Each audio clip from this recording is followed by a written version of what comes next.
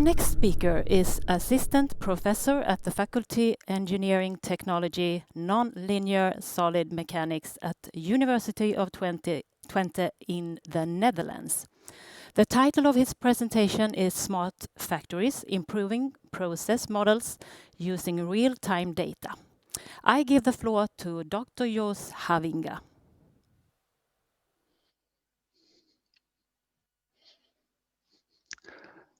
Thank you for the introduction and for inviting me to this conference. I'm honored and happy to present our work on the use of data in mass production metal forming.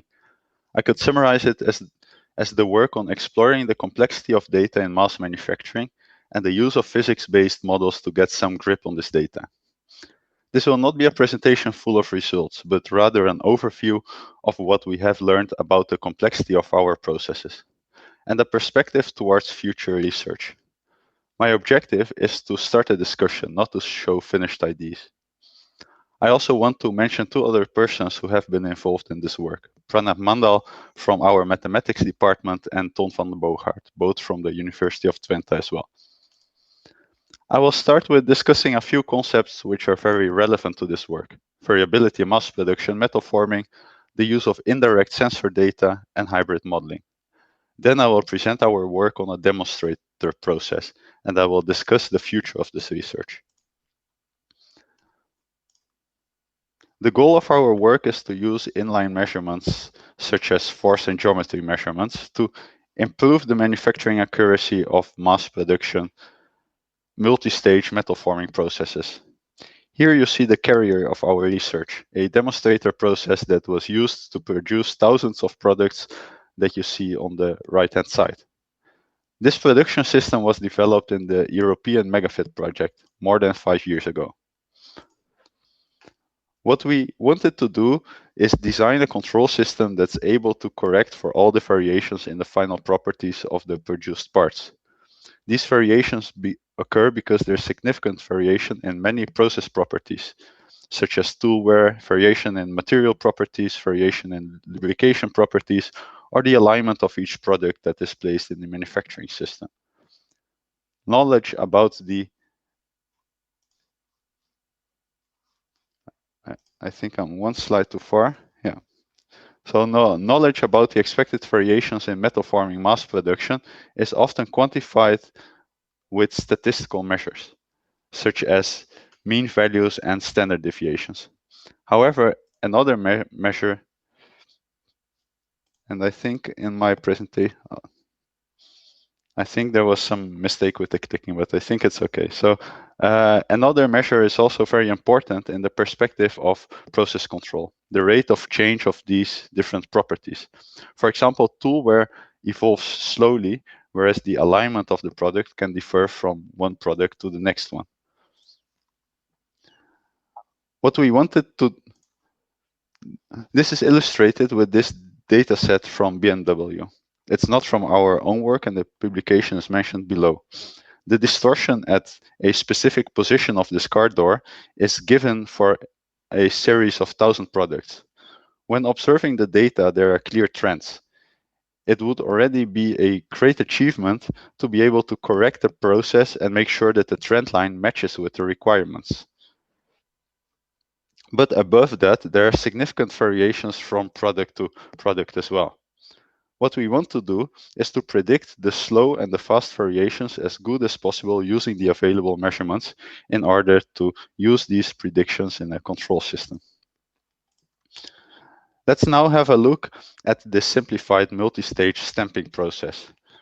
The process has 4 forming stages, and there is one measurement stage in the final geometry.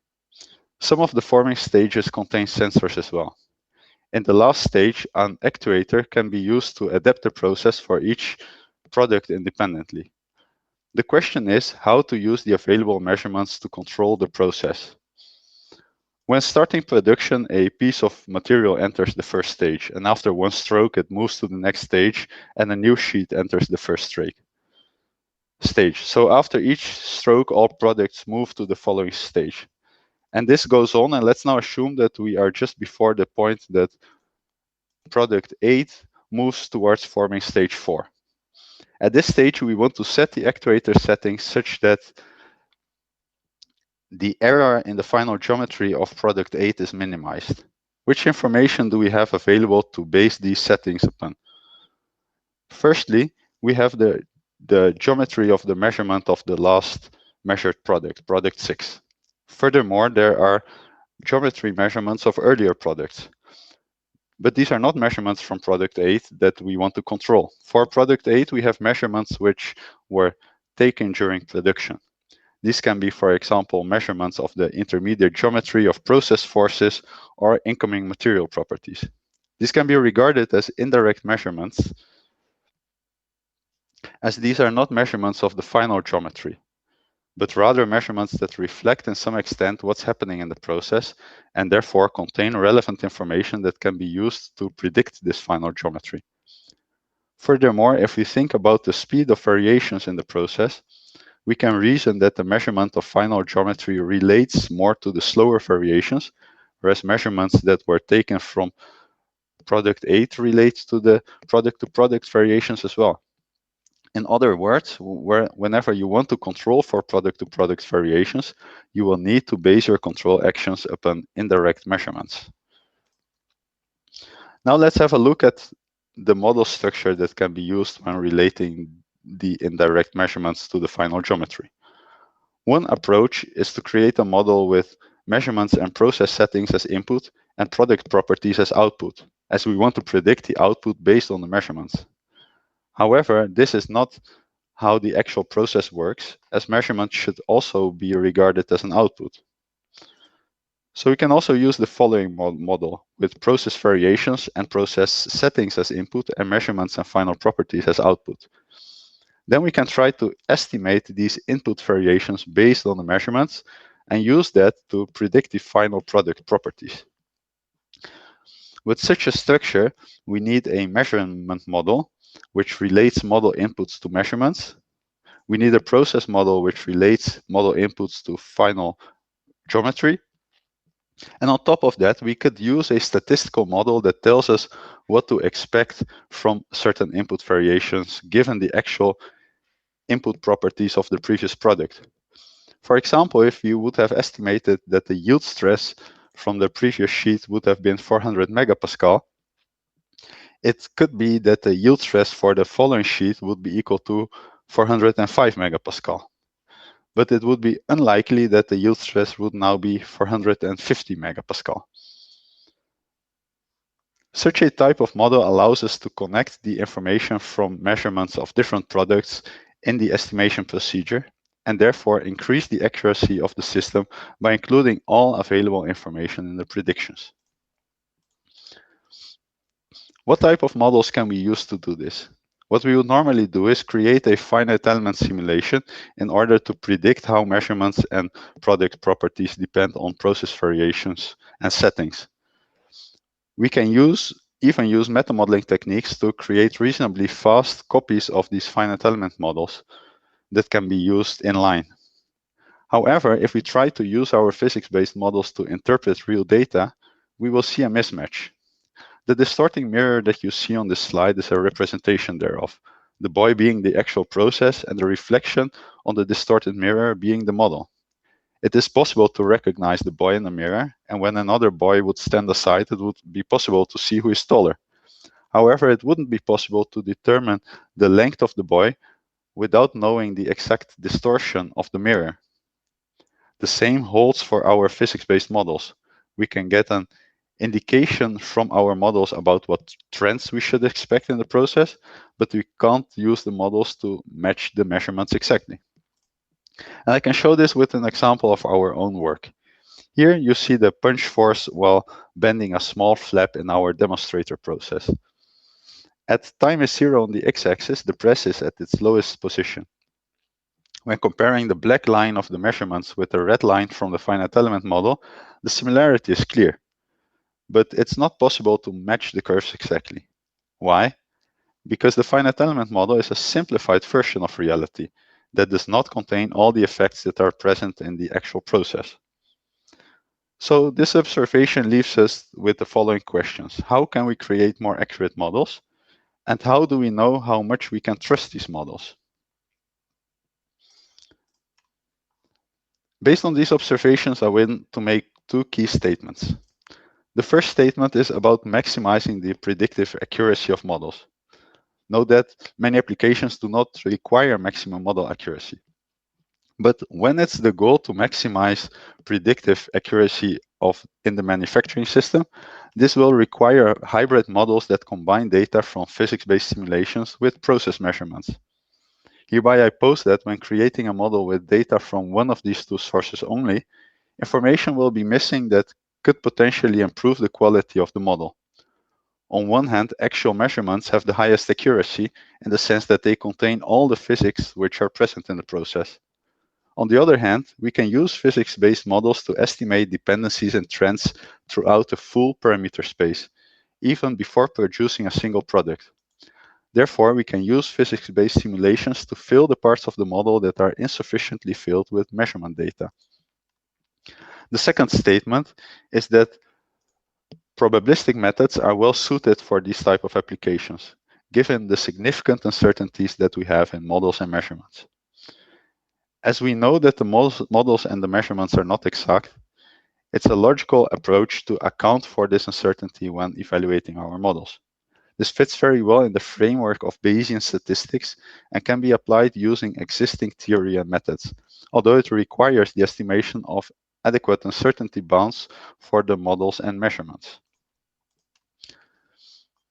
Before proceeding to the demonstrator process, let's think of how such a hybrid model could look like. Let's say that our model is a function f, which is a function of all inputs x, being process variations and settings. Such a model can be created based on finite element simulations. To create a hybrid model, we could add a delta f function, which describes the error of the finite element model with respect to the actual process. This delta F model has its own model parameters, which must be identified using actual process data.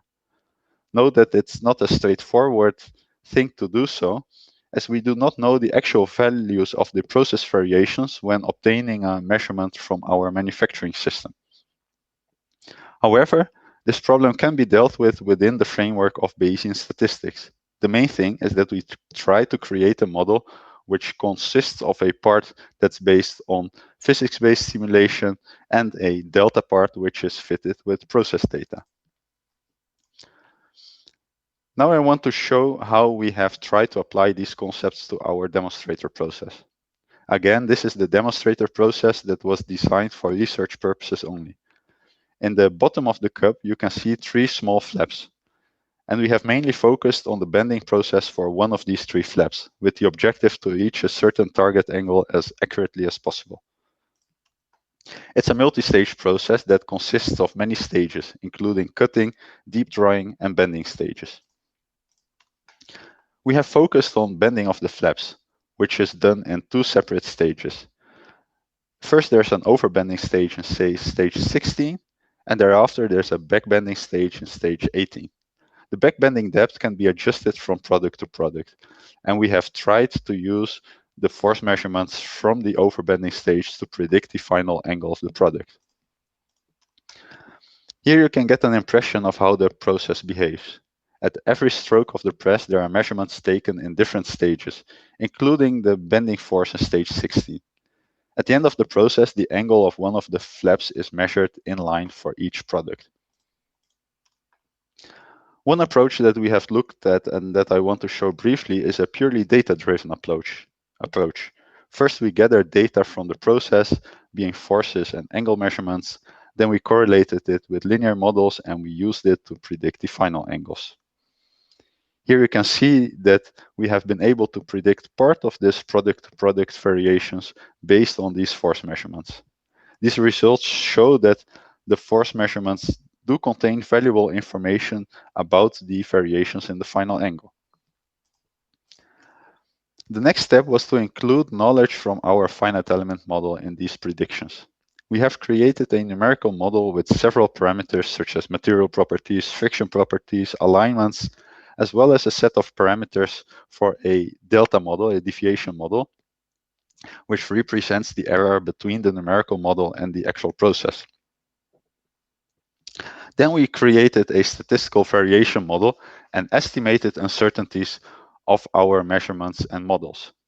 All of this was then used in the framework of Bayesian estimation. And here I show some results of a test that was done with pseudodata that was generated with the same model as the one used for the estimation procedure.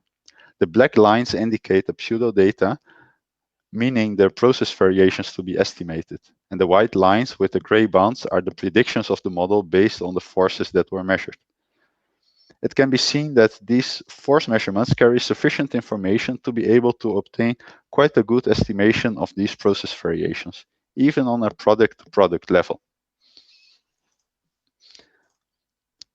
If we then move to a more realistic case, where there's a difference between the finite element model and the actual process, we have also shown that this deviation model can be estimated simultaneously with the other variations that are being estimated. That is, in this case, the estimation of the model error was included in the estimation procedure and identified based on the pseudodata set as well, with reasonable results. Then we have also tried to estimate the process variations using the real measurements, and it was not so much surprising that it did not work so well. What are the causes for that? Firstly, it's the question whether the chosen deviation model is able to describe the actual error in the model, as we did not know this actual error.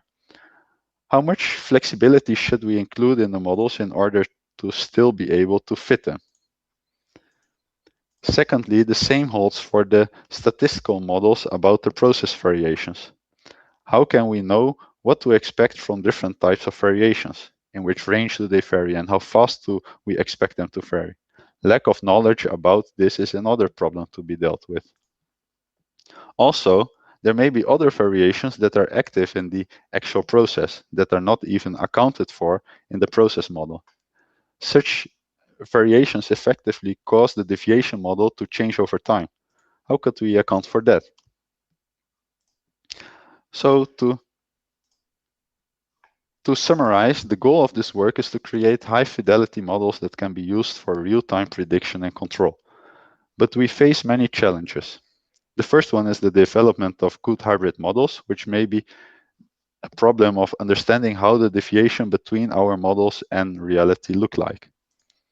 The other challenge is to fill the knowledge gap about how process variations behave, what to expect from them, how they change over time. And the final challenge will then be to condense all this information in models and algorithms that are sufficiently fast for real-time evaluation and fitting. These are major challenges that must be addressed before achieving successful application of such systems for complex mass production metal forming processes. The last remark that I want to make is that this means that our future research cannot be conducted in our mechanical labs, where we can produce series of 100 product sets at most. But the actual research environment must be the factories themselves. This is the place where we have to analyze the mismatch between our models and reality, and where we may obtain the data that's needed to fill these knowledge gaps. That's why we are always looking for new initiatives and collaborations in this field in order to advance the concepts that I have presented today. And finally, I want to thank you again for the opportunity to present this work, and thank you for the attention. Thanks a lot. So thank you very much, Dr. Havinga. And I am a PhD in physics myself, so I rejoice when I hear that physical modeling will also perhaps help in the situation here. But I don't see any questions from the audience, but of course I have some. And you say that this is a future lab. And in what type of industries do you think you will see the first applications of this? Is in the car industry or is it some other places? That's a hard question. And I think that won't be, because really to progress this research, we must look for processes which are which include all of these problems, but are not too complicated yet. So if I would think about, let's say, stamping in the car industry, these are already extremely complex processes with extremely complex models, and so I would rather prefer to think of a bit more simple processes where we could study these kind of problems. Yes, you will see that in the next presentation also, that it's really a hazard to take in all presses, tools and sheet, of course. But I also think that you talked about only data-based analysis to start with and compared them to the deviation in this statistical word.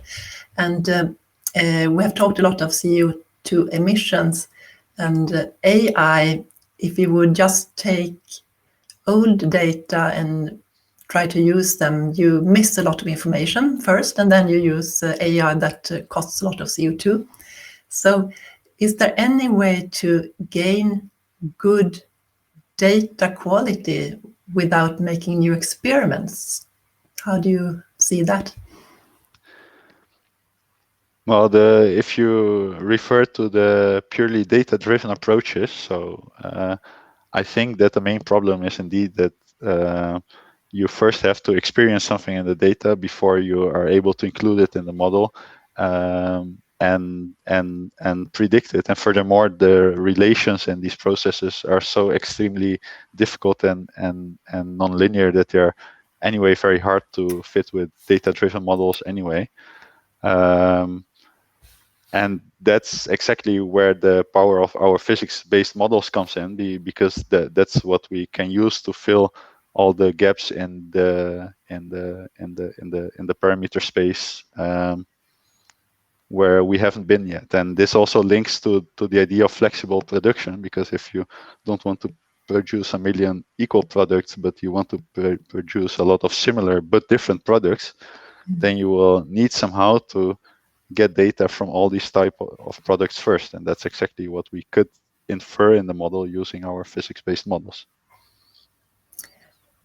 Thank you very much. And I also ask if do you pay interest, for example, in the chemical composition of the materials prior to forming? That's from the audience here. Yeah, that's not something that we specifically looked at, but what we are looking at is indeed how to use these magnetic measurements as shown today in an earlier presentation that give a certain estimate of the material properties and how to use this information in such a framework as well. And indeed, any kind of information of the incoming material is a bit of information that can help in improving this final prediction. Yes, as you very, very well described here, we see a very good connection between different talkers here today. So if we just would have the chance to have a European project together, we would make fantastic new results, I think. Yeah. So thank you very much again, and you will be with us also in a Q&A question and session soon here. Thanks a lot. So, thanks, and Thank you. back now to Ingela. Thanks.